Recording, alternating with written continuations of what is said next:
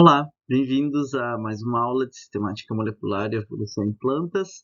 Eh, a gente falou na semana passada, né, sobre o princípio ali da metodologia, né, falamos sobre a origem da cladística e sobre alguns conceitos, alguns fundamentos teóricos. E hoje a gente vai continuar falando sobre método, então, e trazendo alguns conceitos bem importantes também e um pouquinho de histórico, né, sobre a metodologia que foi muito utilizada no princípio, ainda é utilizada para algumas metodologias, para algumas técnicas, enfim, né, mas apontando ao final da aula, então, aquelas metodologias para análise, né, e forma de trabalhar com o DNA que são as mais contemporâneas hoje, então, as mais utilizadas, tá?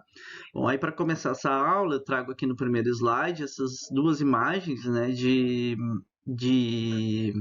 espigas de milho, né? Então a gente consegue notar uma grande diferença entre a imagem superior, onde a gente tem uma grande variabilidade genética que está sendo expressada na forma de fenótipo. E na parte de baixo a gente tem uma segunda imagem, né, também de espigas de milho, mas vocês vejam que são todas iguais, né, praticamente iguais, em termos de função, pelo menos, né, através da morfologia, que é a única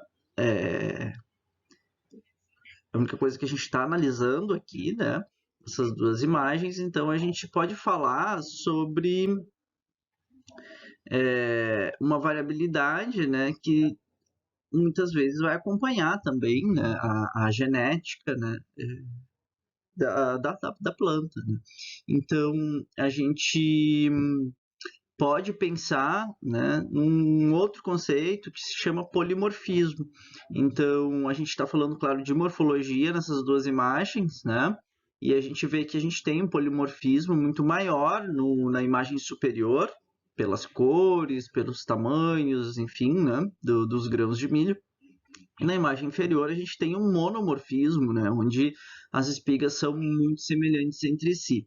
E isso vai se aplicar também quando a gente estiver falando do DNA, né? Então, quando a gente analisa o DNA, também a gente vai procurar polimorfismos, porque são os polimorfismos que vão, né, me permitir agrupar diferentes espécies, por exemplo, dentro de uma filogenia, né? Então, se eu tiver apenas monomorfismos, é, isso não vai ser informativo, né, para eu conseguir fazer agrupamentos dentro da minha análise filogenética. Então, eu preciso de polimorfismos e é isso que a gente busca desde o princípio quando a gente trabalha com sistemática molecular. Então, vamos lá.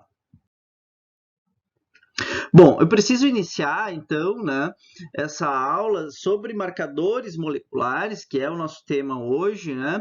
Esse termo ele foi aplicado, empregado mais assim no princípio dos estudos e por algum motivo ele termina sendo usado hoje, né, marcador molecular, muito mais para estudos populacionais, estudos às vezes até de caracterização genômica, enfim, mais agronômicos e tal, do que, né, de botânica aplicada, do que na sistemática filogenética, que normalmente a gente, bom, até pode usar, né, marcadores moleculares são quaisquer marcadores, na verdade, né, que a gente vai utilizar para analisar as nossas amostras e produzir a filogenia. Então, isso vai depender muito, né, de qual é o objetivo do trabalho. Na verdade, toda a aula de hoje vai girar em torno desse conceito e dos tipos de marcadores, né, tanto mais antigos quanto super atuais, e para a gente ter uma ideia geral assim das possibilidades de metodologia, enfim, que podem ser aplicadas, tá? Bom, e aí, para a gente falar sobre isso, a gente precisa já começar falando, né, traçando um paralelo e trazendo de volta a discussão sobre células, né, células animais e vegetais, para a gente pensar onde está localizado o DNA, né, nas células vegetais, que são o nosso objeto aqui de interesse agora. Bom, vocês já devem ter pensado logo no núcleo, né? Quando pensam no DNA das plantas, mas vocês sabem, vocês vão lembrar, tanto lá da Biocell quanto mesmo de criptógamas, que nas plantas a gente também tem DNA, né, em outras duas organelas, as mitocôndrias e os cloroplastos. Vocês também, talvez, espero que lembrem ainda lá de criptógamas, né, sobre a origem dessas organelas, que é uma origem híbrida, né, por endossimbiose, onde possivelmente uma planta ancestral lá no início do surgimento das plantas, né, fagocitou outros organismos que eram respiradores, no caso da mitocôndria, né, e fotossintetizantes, no caso dos cloroplastos, e passaram, né, então, a ter essas organelas compondo as células, né, atuais. Bom, então a gente tem o DNA que é herdado do núcleo, que é o DNA nato ali da planta, né? Mas também tem DNA na mitocôndria e também tem DNA no cloroplasto. E esse DNA do cloroplasto e da mitocôndria são também super importantes, né? Para organizar e desempenhar funções específicas das células vegetais, dos tecidos vegetais da planta como um todo, né? Então, mesmo não estando localizados no núcleo, né? Claro que ao longo da evolução, enfim, várias informações genéticas estão localizadas, né? Organizadas dentro do cloroplasto, por exemplo, e não só no núcleo. Bom, então a gente pode falar que para o DNA vegetal, DNA de plantas, a gente tem 3 genomas distintos e eles podem evoluir de forma independente, né? Então, mesmo utilizando as mesmas amostras, a história evolutiva pode ser um pouco diferente. Quando a gente compara o DNA do núcleo com o cloroplasto e com a mitocôndria. Bom, e aí eu já digo para vocês que mitocôndria em plantas não é muito utilizado, tá? Então, nas plantas, é muito mais comum utilizar o DNA nuclear e o DNA do cloroplasto, tá? E aí, claro, tudo que implica eu falar sobre isso, né? Tem várias partes do DNA que podem ser utilizadas e, normalmente, pelo menos até hoje ainda, algumas partes normalmente são utilizadas e não o DNA total, né? Todo o DNA daquela amostra, tá? Mas isso tudo eu vou explicando aos pouquinhos ao longo da nossa aula hoje. Bom, então eu quero começar falando sobre o DNA do núcleo, né? E eu imagino que seja até o DNA que vocês têm mais conhecimento pelas disciplinas de genética, enfim, as outras disciplinas que vocês já fizeram. E o DNA do núcleo, ele está organizado em cromossomos, né? São fitas de DNA que são muito adensadas, né? E elas têm proteínas que ajudam nessa organização da dupla fita, né? Do DNA para que elas fiquem bem adensadas, né? E organizadas dentro dos cromossomos. Bom, aí vocês sabem que o DNA é uma fita dupla, né? Então a gente tem uma cadeia de ácidos como é que é? Ixi, me enrolei. Desoxirribonucleicos e essas cadeias de DNA, então, elas são formadas por nucleotídeos, aquelas 4 letrinhas famosas A, T, G e C, né? E na fita que acompanha, né, duplicando a hélice do DNA, a gente tem, então, né, nucleotídeos que são complementares. E, então, toda vez que a gente tem um T, a gente vai ter um A, toda vez que a gente tem um C, a gente vai ter um G, toda vez que a gente tem, enfim, vice-versa, né? Então, o RNA é uma transcrição desse DNA, né? Então toda a parte que vai ser codificada para formar proteína, enfim, ela precisa ser transcrita através do RNA, e o RNA, né, ele vai fazer essa leitura complementando os pares de base e levando, então, né, para o citoplasma, para a região onde as proteínas, enfim, serão sintetizadas. Tá?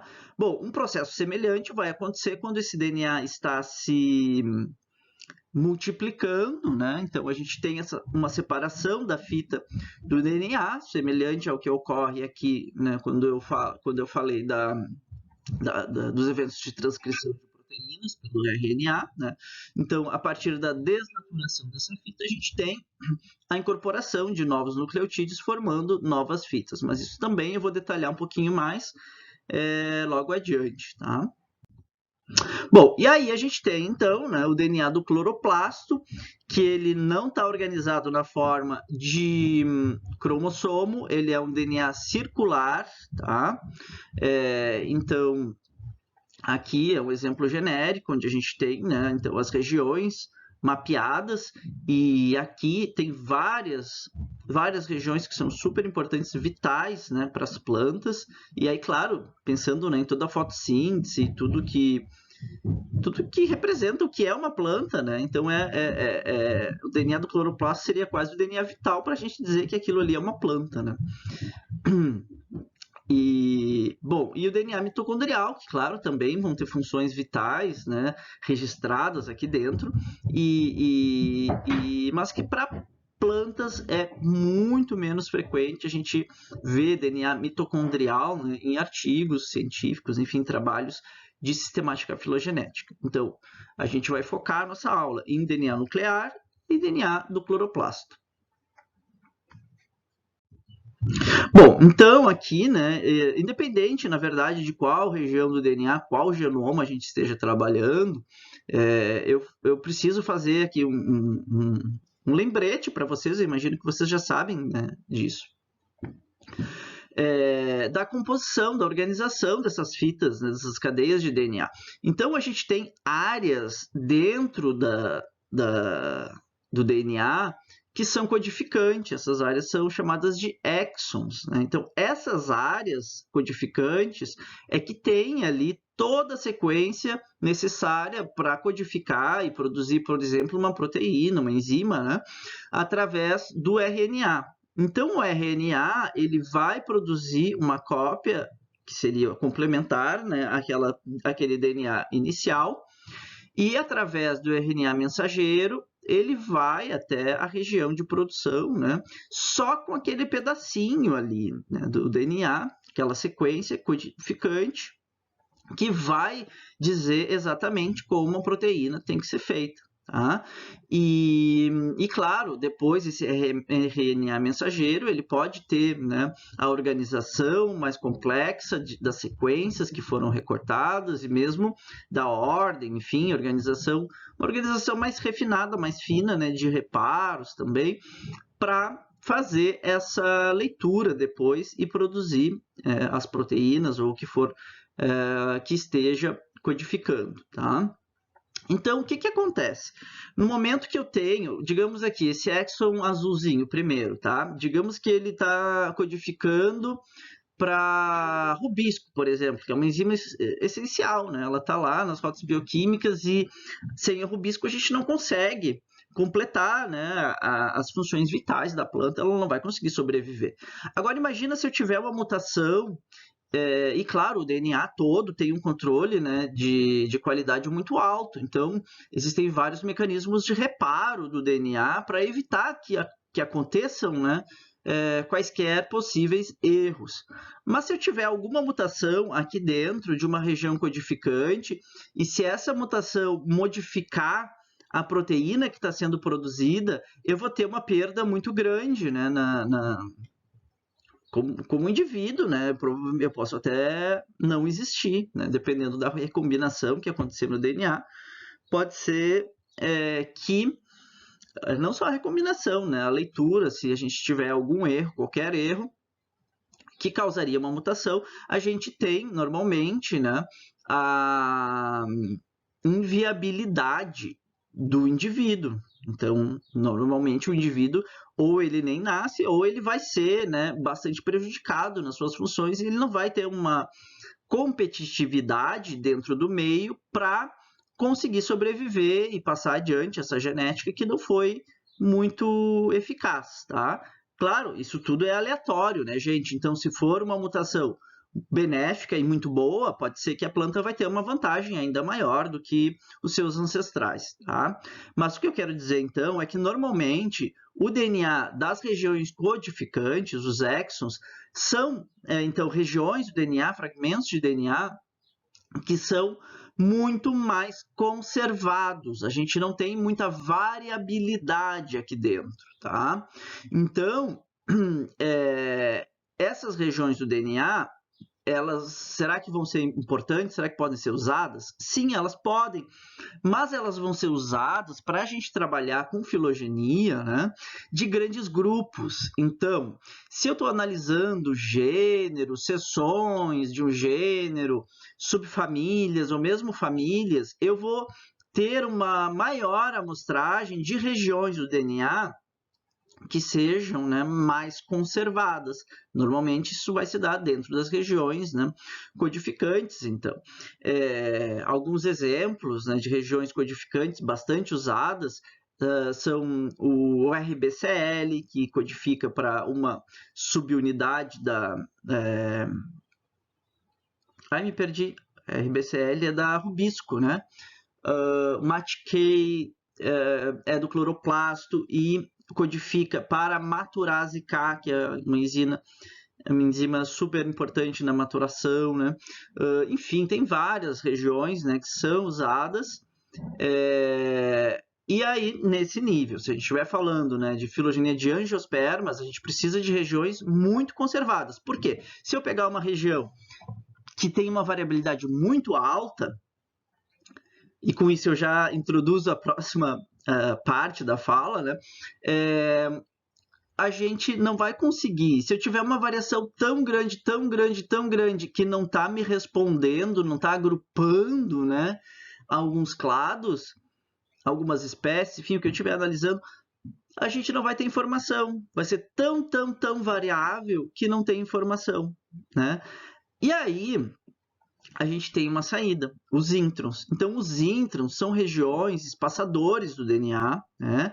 Elas não têm todas as suas funções ainda reveladas, conhecidas pela ciência, mas a gente sabe que os introns não são só DNA lixo, né? Pode ter DNA inativado, que não é utilizado mais, mas também pode ter fragmentos de DNA que são importantes na regulação gênica, ou mesmo na epigenética, com, enfim, diferentes regiões do DNA atuando sobre determinada função, e mesmo o ambiente, enfim, né? Enfim, os introns, então, eles são espaçadores, eles não têm pressão de seleção, normalmente eles não vão codificar para nenhuma proteína, nenhuma função vital, mas eles podem estar envolvidos, né, em outros processos do DNA, enfim, né, da organização do DNA. Tá? Mas o que eu quero dizer, então? Que esses fragmentos espaçadores, os introns, eles não têm pressão de seleção, porque no momento que eles não vão produzir nada que seja essencial para a espécie, para o indivíduo, eles não tem um cuidado, né, um mecanismo de reparo tão eficiente quanto os exons. Então, os introns acumulam, né, uma quantidade de modificações muito maior em relação aos exons. E eles são ideais, então, para a gente trabalhar, né, com filogenias ao nível de gênero, ao nível de espécies, a genética de populações, né, se a gente estiver trabalhando só com uma espécie ou complexos de espécies, e assim por diante. Tá? Então, tudo isso eu tenho que pensar na hora de delinear o meu experimento e, então, para decidir quais são as regiões do DNA que eu quero analisar e por quê. Bom, aí, né, claro, a gente vai ter depois um detalhamento maior, mas para a gente não perder a sequência, eu trago aqui um tipo de resumo, um quadro resumo, do início, né? Então, como eu vou fazer para adquirir esse DNA? Né? Então, tudo começa a partir da coleta em campo, é claro, né? E essas amostras, elas precisam desidratar muito rápido para que o DNA não seja degradado. Né? E essa degradação poderia ser por agentes biológicos, por exemplo, fungos, bactérias, né?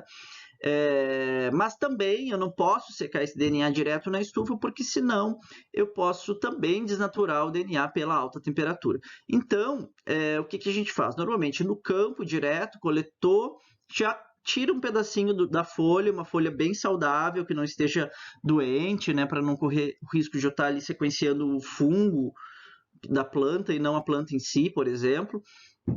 E retirando a nervura central para tirar o excesso de umidade, eu já tinha comentado, né? E a gente guarda essas folhas, então, dentro de saquinhos que deixam o ar passar. Depois eu mostro também para vocês essas embalagens. E se coloca, então, em recipientes cheios de sílica gel. Sílica gel é um agente secante, né? Então, desidratante, e é aquela substância que vem dentro de eletrônicos. Quando a gente compra, vem sempre uma bolsinha com umas pedrinhas dentro. Aquilo ali é sílica gel para tirar a umidade, né, do ambiente. Então, a gente desidrata e guarda essas amostras, né? De preferência até na geladeira, no freezer, enfim. Se vão ficar armazenadas por muito tempo, senão não tem problema de ficar a temperatura ambiente. E aí a gente vai, então, né, macerar essa amostra de planta para extrair o DNA. Então, a folha inteira, mesmo assim, né, é colocada dentro... a gente pode utilizar um cadinho e um pilão, e né, pode ser com nitrogênio líquido, enfim, macerar até virar um pozinho verde. Ou a gente pode utilizar alguns equipamentos mais modernos também, mas super caros. Eu já usei, claro, mas nunca tive em laboratório meu, que são fragmentadores de tecido, né? Então, a gente coloca o tecido dentro de um tubinho desse tipo aqui, né? Que a gente chama de Eppendorf. Eppendorf é a marca, na verdade, né? Mais utilizada, mas termina que se chama os tubinhos de Eppendorf também, tá? Mas são tubos de mais ou menos 2 ml que se utiliza para essa parte de extração, que são tampados, bem vedados, né? E se coloca uma ou duas esferas de aço ali dentro, bem pequenininhas. E então se organiza os tubinhos, né, dentro de uma caixinha bem forte, a caixinha bem resistente. E o que acontece? A máquina, a única coisa que ela faz é isso, é caríssima essa máquina, caríssima, e ela só vibra.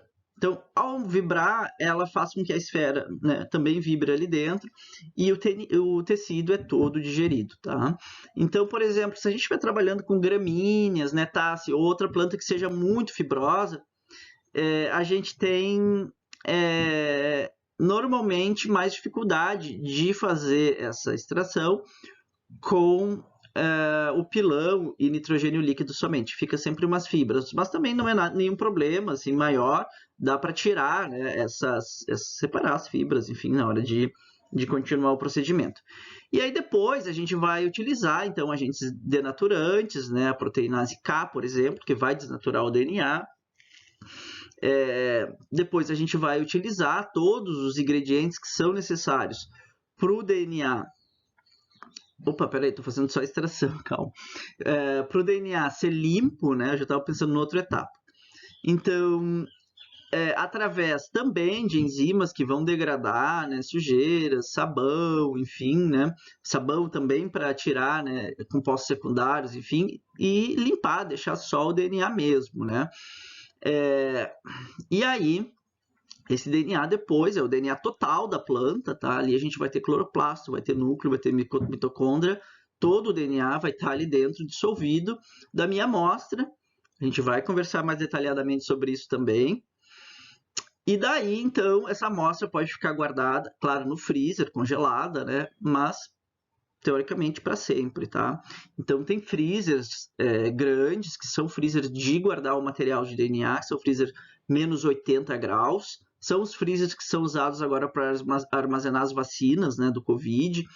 Então, por isso que pediram para a universidade, enfim, né, todas as agências de pesquisa, empréstimo desses freezers para guardar as vacinas anti-Covid. Enfim, tá? E aí, claro, não é só da folha que a gente pode extrair o DNA, né? Então, dependendo da espécie, às vezes a folha tem muito composto secundário, então tu pode extrair da flor, pode extrair da semente, pode extrair da madeira, pode extrair, enfim, do que for, né? Qualquer coisa que tenha o DNA ainda preservado pode ser extraído. E aí, claro, estou falando, né, da extração de DNA para analisar regiões do DNA, como eu vinha falando até então. Então, eu posso analisar genes, né, regiões codificantes, ou eu posso analisar espaçadores, e aí logo eu vou falar sobre o processo, né, de multiplicação desses fragmentos para a gente conseguir fazer a leitura do DNA. E aí, claro, a gente tem também, né, metodologias mais recentes, modernas, que vão trabalhar com DNA genômico, então todo o DNA da planta, né, e aí isso pode ser o genoma total, pode ser o plastoma, se a gente estiver falando só do cloroplasto, né, então tem diferentes técnicas também, mas a forma de organizar, né, de extrair o DNA e organizar é um pouquinho diferente e também já mais industrializada, digamos assim, né? Enquanto que a extração normal, principalmente se a gente estiver utilizando técnicas manuais, né, que não sejam que tu vai preparar no laboratório, que tu não vai comprar tudo pronto, que é muito mais caro normalmente comprar pronto, né? Então é tudo mais caseiro, digamos assim. A gente tem a receitinha e vai seguindo. E se a gente compra tudo pronto para fazer a extração normal, ou se a gente vai fazer a extração com, né, pensando no genoma, então tudo fica um pouco mais automatizado e eu vou mostrar para vocês, né, como que funciona isso. Então, a gente tem a desnaturação dos tecidos, a gente tem a separação, então, de tudo que não nos interessa, e depois, né, etapas de limpeza do DNA para a gente ter o DNA purinho ali, né, para analisar. Aqui tem o vídeo, então, aqui tem o vídeo que vai mostrar, né, um pouquinho, de forma geral, sobre o método de extração. Vamos lá.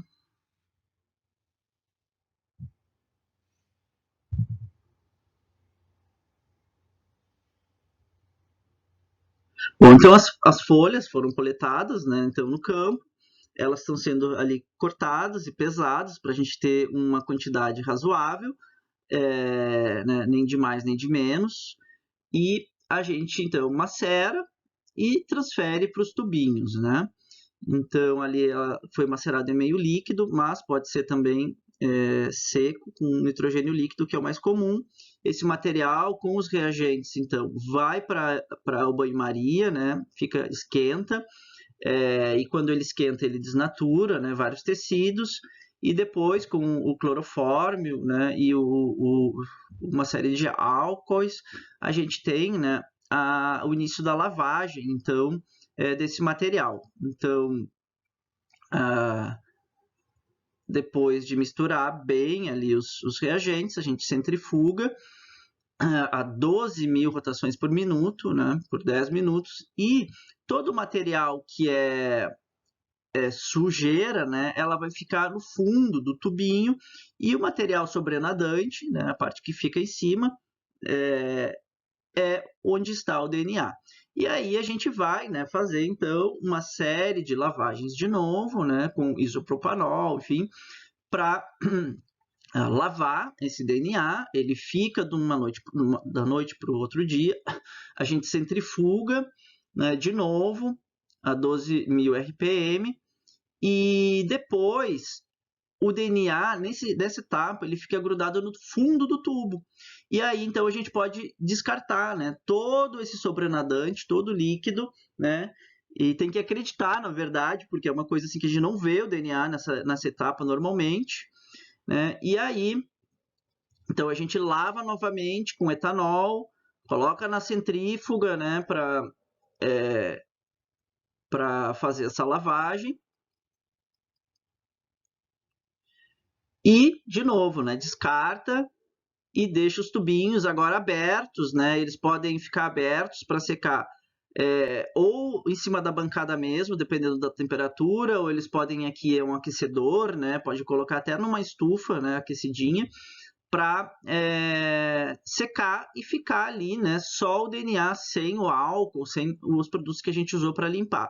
E aí depois sim a gente vai adicionar um reagente que vai diluir esse DNA, né? É o DNA total, então vai ficar diluidinho. E aí a gente pode guardar, né, a -20, a -80, ou enfim, né, no freezer que a gente tiver para armazenar o material.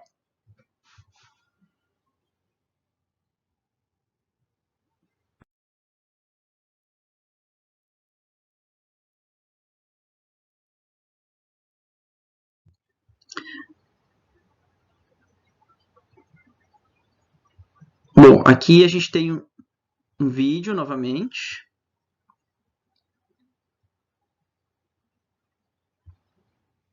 E esse vídeo é da QIAGEN, é uma das maiores empresas, né, de biotecnologia que produz tanto equipamentos quanto reagentes para análise de DNA. E aqui é um vídeo deles mostrando, né, rapidamente o protocolo de extração de DNA.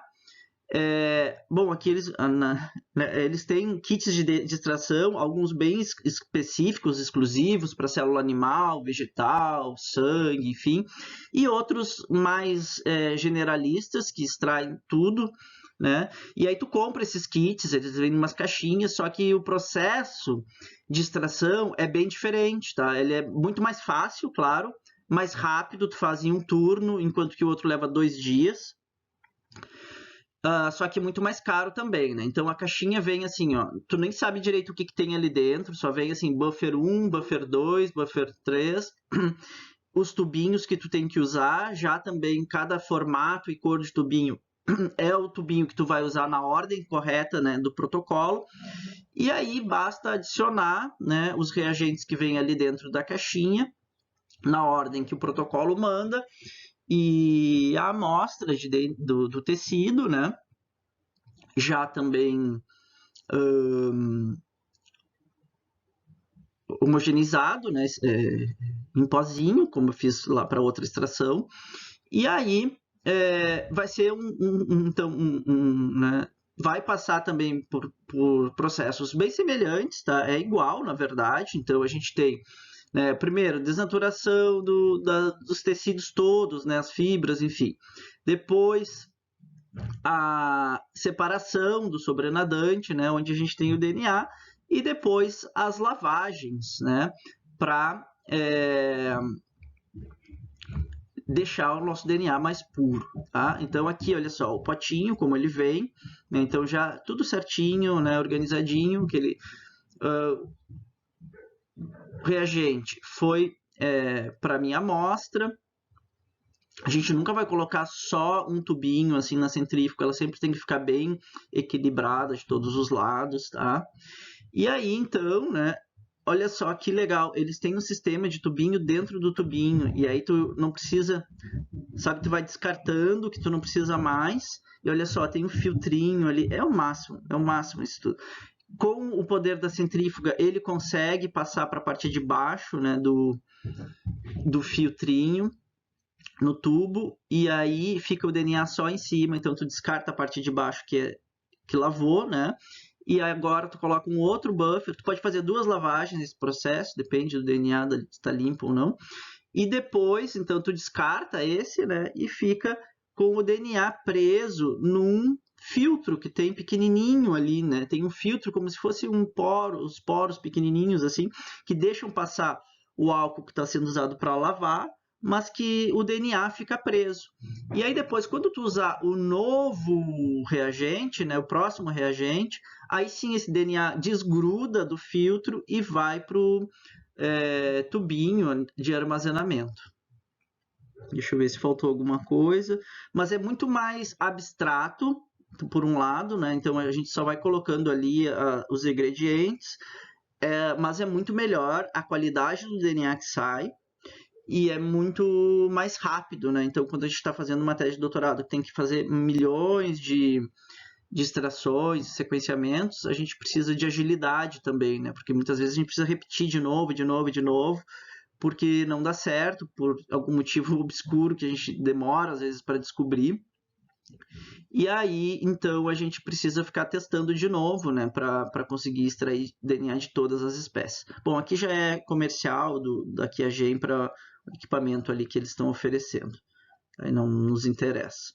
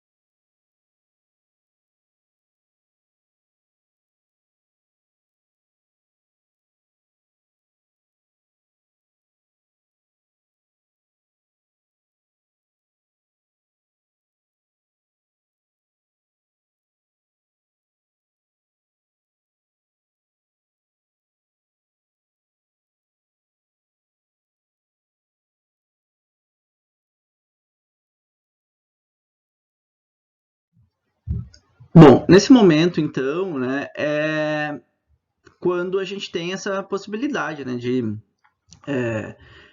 parar e aí começar a próxima etapa, né? Então, essa extração de DNA pode ser usada imediatamente, tudo bem, não precisa ficar armazenada, mas ela pode ficar armazenada, então, para sempre, né? E é claro, daí de preferência num freezer menos 80 graus, como eu falei antes, tá? Bom, aí a próxima etapa será a análise de PCR, né? A reação em cadeia da polimerase. A polimerase, vocês vão lembrar da genética, é a enzima que faz a polimeração do DNA a partir dos nucleotídeos, né? E demais reagentes, enfim. Então, eu vou colocar agora desculpa, um vídeo curtinho que mostra, né, como que acontece a PCR, tá? E aí, em seguida, eu volto para a gente continuar conversando.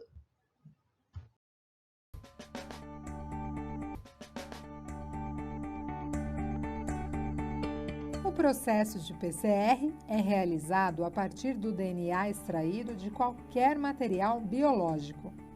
Retira-se uma alíquota deste material para a realização do processo.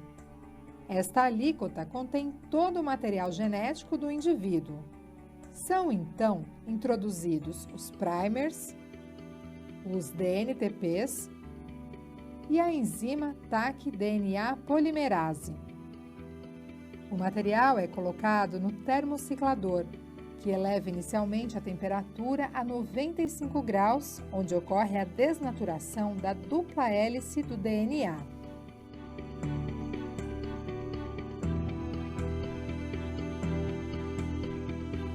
Na sequência, a temperatura é reduzida para 57 graus. Acontece, então, a ligação dos primers às suas sequências complementares nas fitas de DNA. Na etapa seguinte, a temperatura é elevada para 72 graus, ideal para o funcionamento da TAC-DNA polimerase. Esta enzima tem por função inserir os DNTPs para a formação das cadeias complementares. Ao final deste processo, fecha-se o primeiro ciclo da PCR. Para ter uma quantidade suficiente da sequência-alvo, são necessários, em média, 36 ciclos de termociclagem. A cada ciclo, ocorre um aumento exponencial na quantidade de moléculas de DNA amplificadas.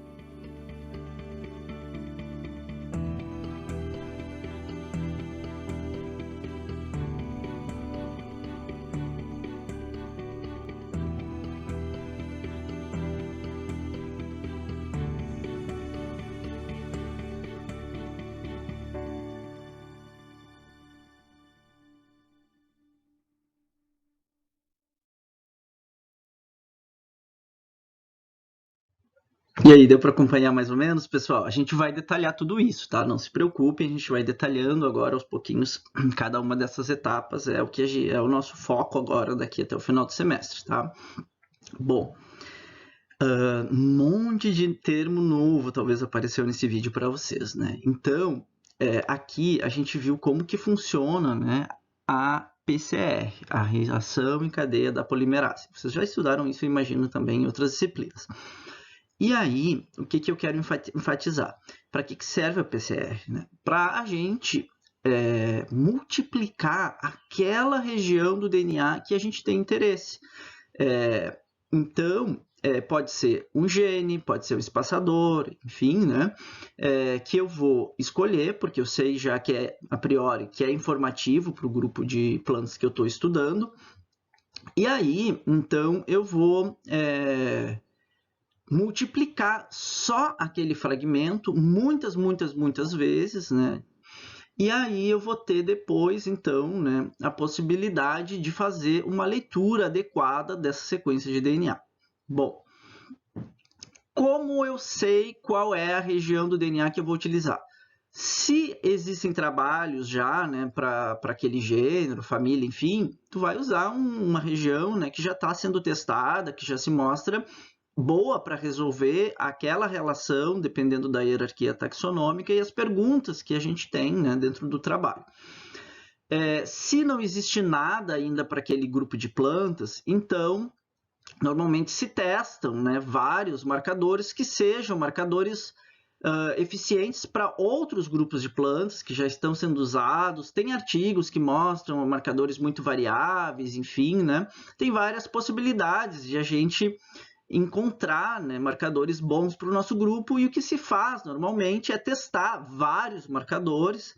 Então se faz uma bateria com, sei lá, 10, depende quanto dinheiro você tem no laboratório, né?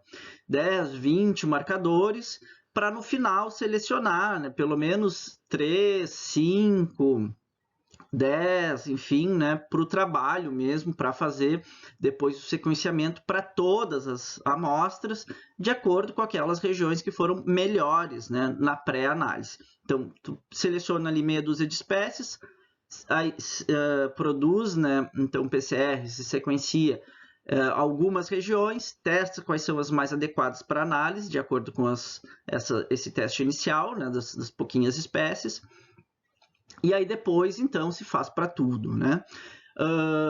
Claro, existem artigos que ainda publicam só com uma região, tá? Então, eu acabei de publicar esse ano um artigo, era um artigo de sistemática, né, muito mais taxonomia do que de filogenia, e ele tinha só um marcador, né, um ou dois, enfim, mas ele respondia a pergunta que eu queria e o artigo foi publicado numa revista importante. Então, não quer dizer que a gente não pode mais, né? Mas existe cada vez mais, assim, um número crescente de trabalhos usando muitos marcadores, ou já nem usando mais essas técnicas, usando, né, sequenciamento de nova geração, que a gente vai falar em seguida.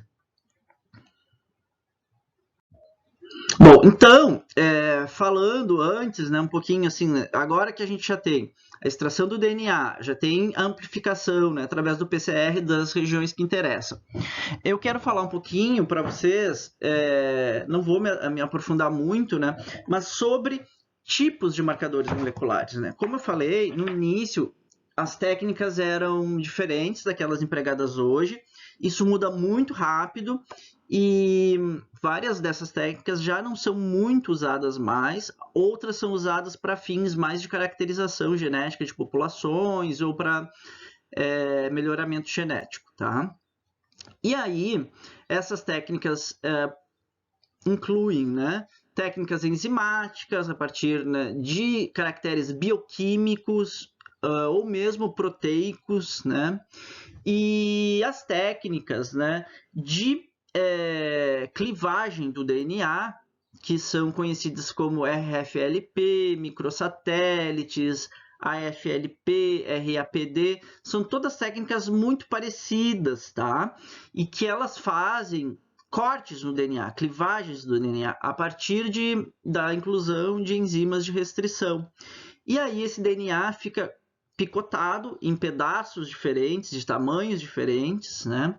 E aí, a partir de uma visualização em gel de eletroforese, a gente consegue ter uma comparação entre as amostras, tá? Mas essas técnicas, então, cada vez menos são utilizadas para análises filogenéticas, tá? Dessas todas, o que ainda a gente encontra é DNA microsatélite, que voltou com tudo, assim, tem sido muito usado, e os SNPs, SNP que está ali, tá? SNPs. Que eu vou falar um pouquinho, então, brevemente, assim, do que se trata esses dois, mas, de forma geral, é muito semelhante às técnicas, né, que já eram utilizadas lá anteriormente, com a clivagem do DNA. Os SNPs e os microsatélites procurando regiões mais específicas, então é uma técnica mais específica, menos braçal do que aquelas mais antigas, e elas servem para a gente analisar principalmente uma evolução recente, tá? Então a nível de populações ou complexos de espécies.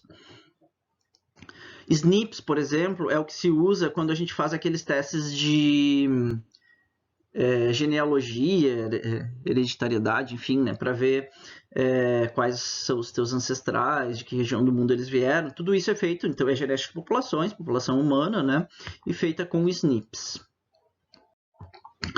Então aqui, né, mostrando então alguns desses marcadores de isoenzimas, por exemplo, como são analisados. Então o DNA, né, ele é clivado com essas enzimas, e aí depois se aplica o DNA, cada amostra, num poço, né, que são essas cavidades aqui no gel de agarose. Vou tentar mostrar para vocês também mais adiante, né, um pouco mais sobre isso.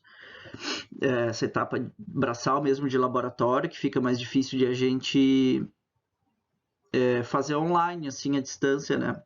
Mas enfim, então esses quadradinhos cinza representam géis, e esse gel é feito com agar, né, agarose, e cada amostra aqui em cima, então, né, cada coluna representa uma amostra, são 2 exemplos que eu tenho aqui, e eu vou procurar, então, nessa técnica de isoenzima, os polimorfismos, né, os polimorfismos compartilhados. Então, aqui, por exemplo, através do tamanho das bandas, através do quanto elas migraram no gel, é um trabalho assim, eu nunca fiz isso, não tenho a menor vontade de fazer, me desculpe, mas é uma coisa super braçal, assim, né, que vai te dar bastante trabalho. Mas, enfim, é uma técnica que é usada ainda hoje, tá? E depois, marcadores moleculares, né? Aí sim, que a gente vai procurar, então, mutações, né? Então, esses marcadores, eles podem também ser analisados num gel de eletroforese, como aqui, né, onde a gente coloca o DNA, então, nesse pocinho que está aqui marcado em branco, e por diferença de carga elétrica, né, o DNA vai migrar para o polo oposto, e a gente também consegue analisar, né, pelas bandas quais são aquelas amostras que compartilham características do DNA, pelo tamanho da banda, e mesmo pelo tamanho ela vai andar mais ou menos ao longo do meu gel, né? Então aqui eu consigo ver agrupamentos, por exemplo, essa espécie aqui está agrupando com essa aqui que tem o mesmo padrão de banda. Mas de novo, é trabalhoso, se a gente está trabalhando com muitas amostras, é bem complicado, assim, bem braçal. Tá? E os SNPs, então, né, que são marcadores de uma única base, tá? Então, eles procuram regiões polimórficas dentro do DNA que tem um polimorfismo alto em uma só base. Então, o que vai causar esse polimorfismo? Eventos de substituição, né, de um nucleotídeo ou de perda de um nucleotídeo, a gente poderia não ter esse T aqui embaixo, né, não ter nada ali. Ou poderia ter uma inserção ainda, né? Então, além aqui colocar um C a mais, porque o DNA, na hora de produzir essa fita, produziu errado, colocou um C a mais. Então, esses são os eventos, né, tão pontuais ali, né, de controle de qualidade dessa multiplicação do DNA dentro das células, e que, mesmo assim, às vezes tem erros e que causam essas diferenças, e isso tudo é a origem da variabilidade genética, que vai se manifestar também na variação, né, morfológica fenotípica. Então, aí, claro, a partir, né, dos SNPs compartilhados, também a gente consegue fazer análises de parentesco, de relação entre amostras muito próximas, tá? Para populações, enfim. Aqui tem um quadro geral, né? Então, comparando todos eles, né? O SNP que eu estava falando agora, então, é o polimorfismo de uma única base, e essa análise é feita através do sequenciamento de DNA, não é através de gel, tá? Como nos outros 3. Então, aqui eu tenho RAPD, AFLP e microsatélite, que são os mais importantes. E, então, né, usando diferentes formas também, né, de análise, mas geralmente através da eletroforese com as bandas, né? Olha só olha esse LFP, AFLP aqui, gigantesco, com muitas amostras, muitas bandas, né? Isso aqui é trabalho de louco. Claro que existem programas de computador já para fazer isso mais automatizado, mas assim, eu nunca me interessei muito por esse tipo de análise. Aqui os SNPs, então, mostrando, né? Então, a partir do sequenciamento de DNA, a gente, né, claro, fez todo o processo inicial de extração do DNA, de PCR, tudo aquilo, e aí vai fazer o sequenciamento, então, para procurar essas regiões polimórficas. Então, aqui tem um exemplo, né, onde na primeira amostra eu tenho C nessa posição, e na segunda amostra eu tenho A nessa posição. né? E o que me diz isso, né? Os sequenciadores de DNA, através de reações químicas também, né? Ele vai ter um leitor, que é um eletroferograma, que a gente chama, né? Um leitor que vai conseguir captar, né, o comprimento de onda de cada nucleotídeo para nos dizer qual é a sequência correta de bases. Bom, aí, né, se eu for pensar agora no sequenciamento de DNA, para analisar regiões, marcadores moleculares do DNA, né, que é o mais utilizado, é o que a gente está enfatizando na nossa aula de hoje, a gente tem o DNA do cloroplasto, então, né, e aqui eu coloco algumas das regiões importantíssimas, né, que a gente tem aqui. É o DNA circular, como eu falei antes, aqui é o DNA de uma Euphrasa rigeli, né, especificamente, mas a posição desses marcadores é mais ou menos constante, né, e a gente tem aqui genes que codificam, por exemplo, para várias funções da fotossíntese, como os fotossistemas, né, tem ATP sintase, tem rubisco, tem proteínas de ribossomo, tem muita coisa importante aqui no cloroplasto, né, e para plantas é sem dúvidas, uma região extremamente importante para a gente analisar, tá? Então, claro, de novo, a gente pode analisar alguns desses genes, alguns espaçadores, ou mesmo o DNA inteiro, o genoma do cloroplasto.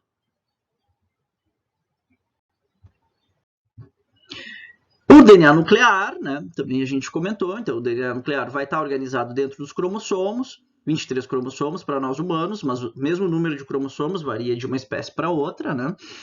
E aí, de novo, a gente pode analisar introns, exons, né, como eu já comentei antes, brevemente, ou a gente pode analisar o genoma inteiro, né, como nesse exemplo aqui do genoma do trigo e várias outras plantas, né, que já tem o genoma publicado, né, e reconhecido. E aí, claro, isso nos traz, né, uma infinidade de possibilidades de novos estudos. É o que há de ponta, né, o que há de mais moderno hoje dentro da biologia molecular de plantas é a genômica, seja para sistemática molecular, seja para melhoramento de plantas, enfim.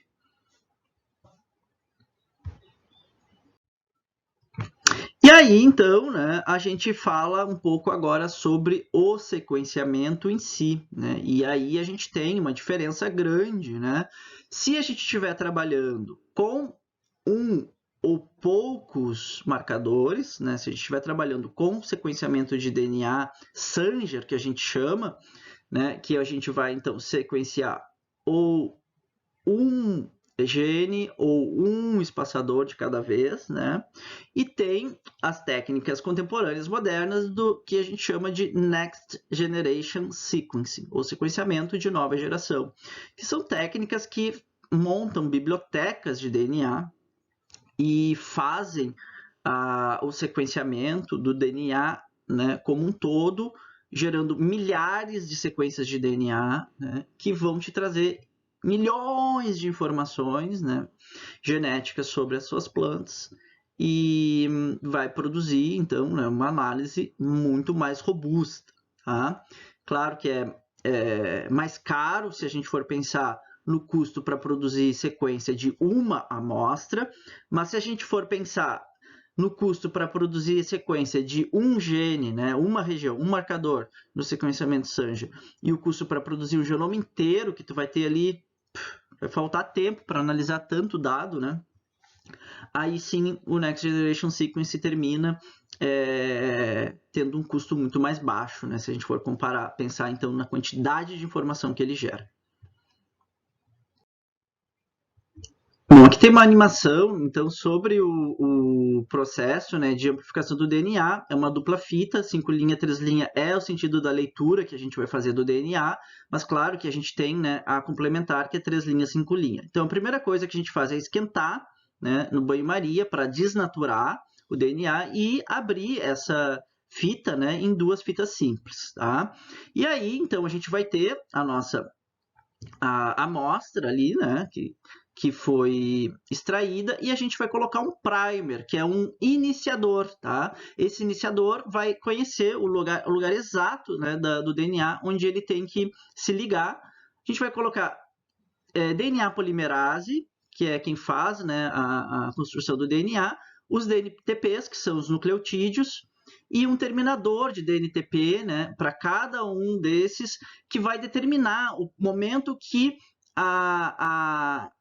essa, né, reprodução do DNA para na sequência, e ele vai fazendo isso a cada local, cada par de base, né?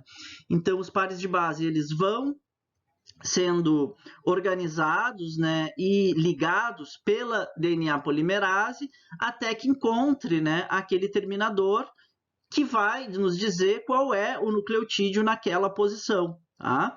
Então, a partir disso, milhões e milhões e milhões de vezes isso vai acontecer, né? Através das reações em cadeia, e isso vai nos formar, então, diferentes sequências, diferentes comprimentos, nos dizendo qual é exatamente a posição de cada nucleotídeo na nossa análise, tá? Então, aqui é a representação de um gel de poliacrilamida, né? Pode ser de agarose, enfim, e esse DNA que foi colocado, né, aqui nos pocinhos, ele vai migrar, né, nos dando um padrão de bandas, como a gente viu antes, tá? E aí, claro, a gente pode ter só um tipo de banda, dependendo se a gente está analisando só um fragmento de DNA, né, de um marcador específico. Então, todas as espécies, todas as amostras vão ter a mesma banda, mostrando que a gente sequenciou corretamente a região do DNA que a gente queria, né? E aí, claro, depois dessa banda, ela vai passar para as próximas etapas, tá? Então, o gel, ele vai ser utilizado para a gente testar se deu certo a nossa extração primeiro e depois, de novo, a gente faz um gel para testar se deu certo o nosso PCR. Só que, claro, essa leitura, né, agora não é feita mais assim pelo gel. A leitura dos nucleotídeos é feita de forma automatizada pelos sequenciadores que reconhecem através de comprimento de onda, né, pelos picos, né, que cada um dos nucleotídeos emite para que o sequenciador capte esse comprimento e nos diga qual é o par de base adequado em cada uma das posições. E aí depois o resultado é a sequência, claro, né, contínua como um todo. E esse vídeo aqui, então, gente, mostra The Illumina sequencing workflow is composed of 4 basic steps: que vai ser diferente, sample então, prep, do PCR para o cluster sequenciamento generation, SANG. sequencing, Então, a and gente data tem aqui, analysis. né, essa placa representa uma biblioteca de DNA. There are a number of different ways to prepare samples. All preparation A gente methods tem add 4 adapters passos, to the então, ends né, of a the DNA preparação da fragments. sequência, Through a reduced construção cycle das amplification, bibliotecas, additional motifs are sequenciamento introduced, such as the sequencing binding e site, depois análise. indices, and regions complementary to the flow cell oligos. Então, o primeiro passo é a fragmentação do DNA Clustering is a process where each fragment molecule através de is adaptadores, isothermally amplified. dos fragmentos The de flow DNA. cell is a glass slide with lanes. Each lane is a channel coated with Elan, composed of 2 types of oligos. Hybridization is enabled by the first of the 2 types of oligos on the Então, em surface. amarelo é o fragmento de DNA, This oligo is complementary to the adapter region on one of the fragment strands. o DNA é A desnaturado polymerase através creates a de complement of the hybridized fragment. The double-stranded E essa molecule is biblioteca denatured, de and the DNA, original ela template tem is washed away. esses receptores The strands are ligados, clonally 2 amplified tipos. through bridge Então, amplification. esses fragmentos In ligados this process, the strand folds over and the adapter region hybridizes to the second type of oligo on the flow cell. Polymerases generate the complementary strand, forming a double-stranded bridge. This bridge is denatured, resulting in 2 single-stranded copies of the molecule that are tethered to the flow cell.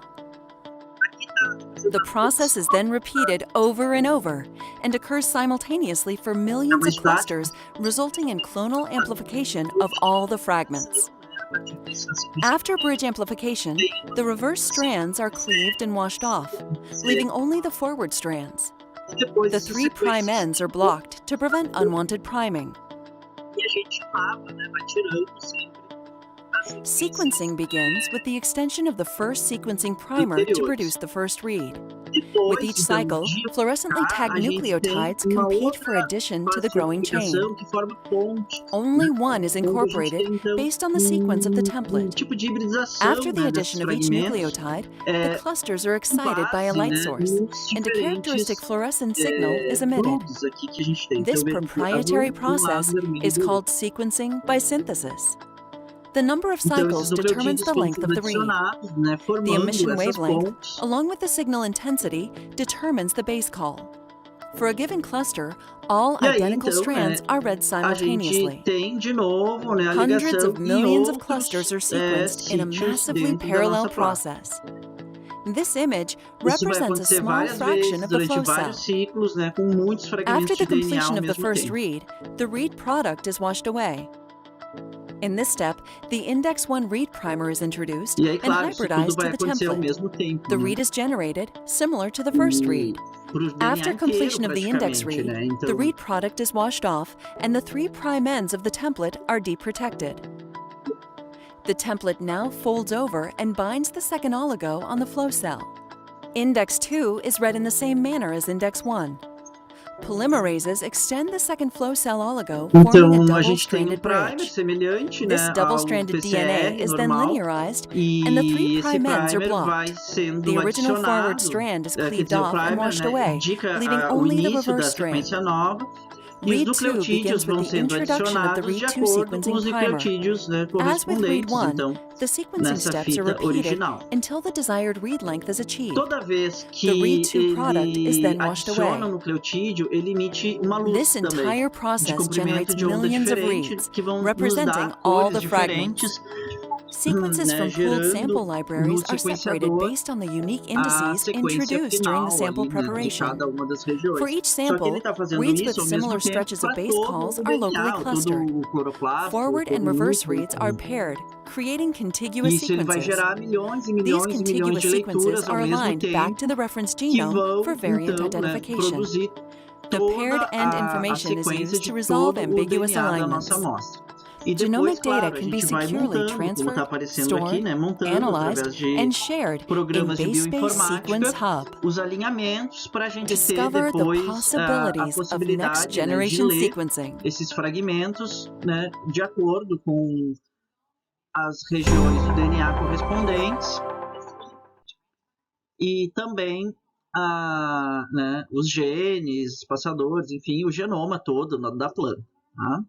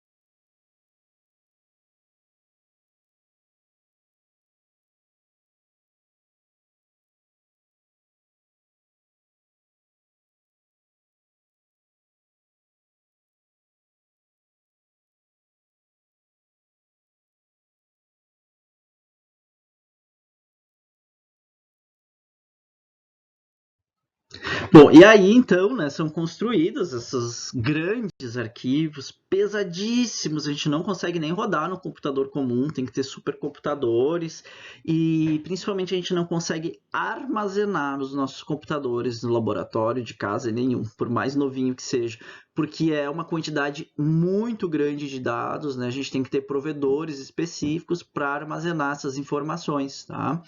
E conseguir trabalhar com elas. Imagina, né, para rodar uma análise, o peso, né, peso desses arquivos, né, e como que fica isso no computador. Então, existem provedores online, que a gente consegue rodar tudo digital, né, tudo online, e existem provedores pagos também, que a gente consegue armazenar as nossas amostras, enfim. E, claro, se for uma instituição de pesquisa que produz muito, né, muita sequência, enfim, vai ter o próprio provedor, né, para armazenar todos os seus dados. Mas isso é extremamente caro, a gente não tem aqui, né, claro. Então é isso, gente. Espero que tenham gostado da aula de hoje. Anotem as dúvidas, porque imagino que agora vai surgir bastante dúvida, que é muita coisa nova, né? E a gente se encontra, então, na próxima aula. Grande abraço.